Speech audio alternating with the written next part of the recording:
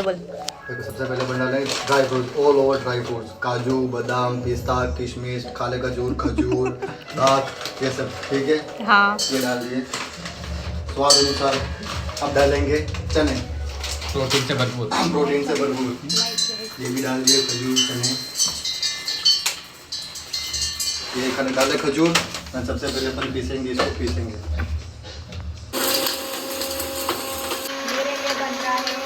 ये मेरे लिए ये बना रहा है शेक, ये डाल के। दूध देख, दूध देख। हाँ दूध देख, थोड़ा ही बना के। थोड़ी भी। अब देख peanut butter, peanut butter peanut butter लिखा, डाल डाल थोड़ा पागल आदमी। थोड़ा सा डाल। थोड़ा सी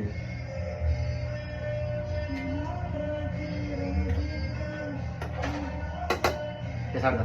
पीनट बटर ना तो कोई यूज करे। खावे ना बिना बासी बासी खरीदा મને એવું લાગે पीनट बटर तो सोया तो घणे खावे आप।